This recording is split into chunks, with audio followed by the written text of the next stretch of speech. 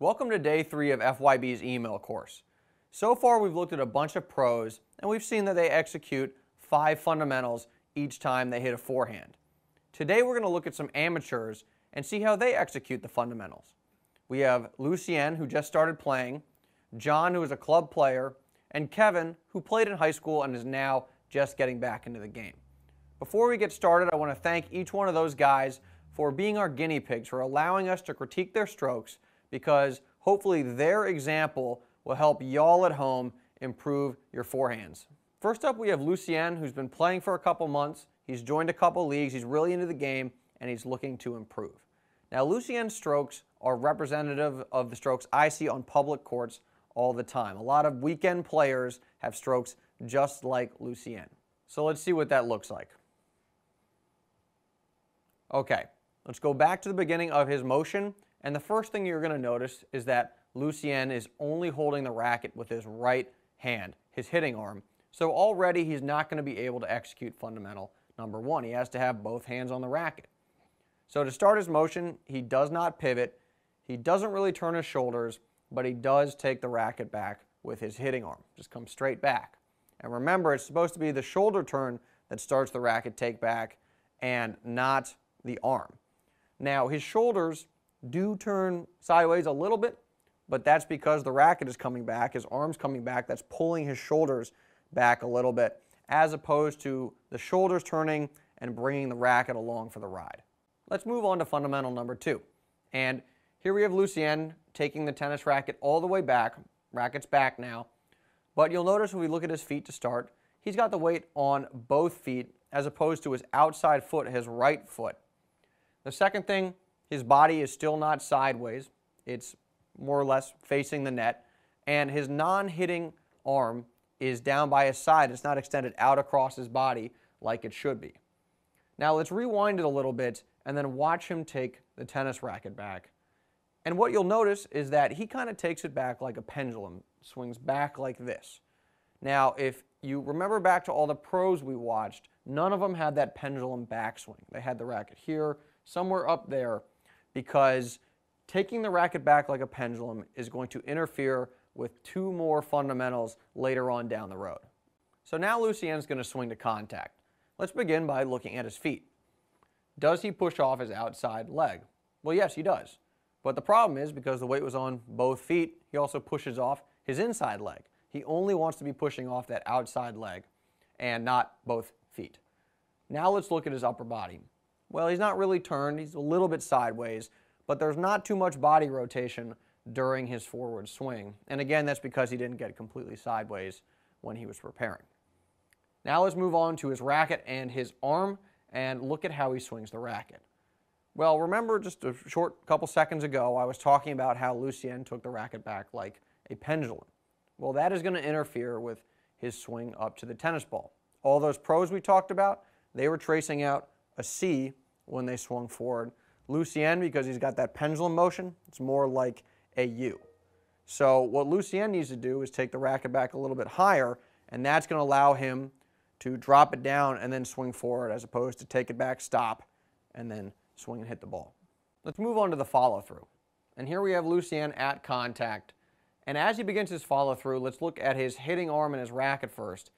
Doesn't really extend out in the direction of the tennis ball, but he is turning his forearm and his wrist over like he has a watch on. So that's good. That's going to allow him to bring his racket across his body in a smooth and relaxed motion. If we go back to contact, there's also not too much body rotation after he hits the ball. And that's related to what he was doing earlier in the motion. He didn't really turn much to prepare, so he wasn't going to have much rotation into the ball, and he wasn't going to have to slow himself down too much by continuing to rotate after the ball is left to strings. Let's move on to the 5th fundamental and see if Lucien has a continuous swing path. Let's watch his stroke one more time. Now, at first glance, it may look like he never stops moving the tennis racket, but with that pendulum swing, the racket's going to come back, stop, and then swing forward. So that's another reason you don't want to have that pendulum swing in there. By taking the racket up a little bit higher, tracing out that C, well, then you drop the racket down, swing forward, but it's never stopping. It's a continuous motion. But again, the U, got to stop and then bring it back down. So by taking the racket back the way he does, he he is preventing himself from executing the fifth fundamental correctly. Now we're going to do something fun.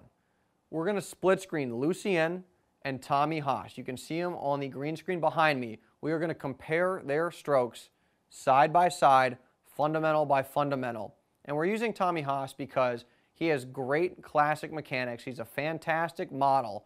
And what's going to happen now is I'm going to fade out and we'll take a look at their respective strokes. To begin, Tommy has got both hands on the tennis racket, but Lucien, of course, does not. And when Tommy pivots and turns his shoulders, that's obviously flawless. Pivots with the outside foot, shoulders turn sideways, racket is coming back because his shoulders are turning sideways, facing the net, but he is taking the racket back with his hitting arm. So the racket's coming back because he's using his arm, not turning his shoulders.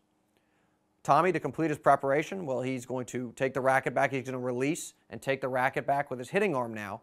That non-hitting arm extends out across his body, about shoulder high, in line with the baseline, and the weight is now loaded up on Tommy's outside leg. Well, Lucien, he takes the racket all the way back with the hitting arm, but the non-hitting arm stays down by his side, doesn't extend it out across his body. He is, of course, facing the net. He's not sideways like Tommy is, and he's got the weight on both feet as opposed to the outside foot like, again, Tommy has done. When these guys swing, well, Tommy's going to push off that outside leg. He's going to rotate his body back toward the net, and the racket drops down and swings forward. Lucien, however, he pushes off both feet, does push off the outside leg, but he also pushes off the inside leg, and his body, not too much rotation there, and because he had that pendulum on the backswing, well, he's going to swing forward, but he doesn't trace out that C like Tommy does when he is swinging. From contact to follow through, Tommy extends out in the direction that he's hitting, then he turns the forearm and the wrist over like he has a watch on, trying to see what time it is, and he continues to rotate after he hits. That allows him to slow his body and the racket down smoothly. Lucien, well, he doesn't really extend out in the direction that he's hitting. He does turn his forearm and wrist over like Tommy does, but again, he's lacking that extension into the court, and he doesn't really rotate his upper body too much after he hits.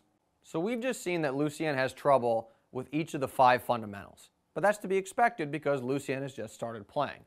Now, I don't want to make it sound like we're savaging Lucien's strokes, trying to pile on, because Lucien did a lot of stuff really well that we have not pointed out. His contact point was out in front of his body, which is surprising for someone who has just started, and his timing was really good. He was able to rally with me and hit the ball in the center of the strings, which is something I don't see very often for a guy who's only been playing a few months.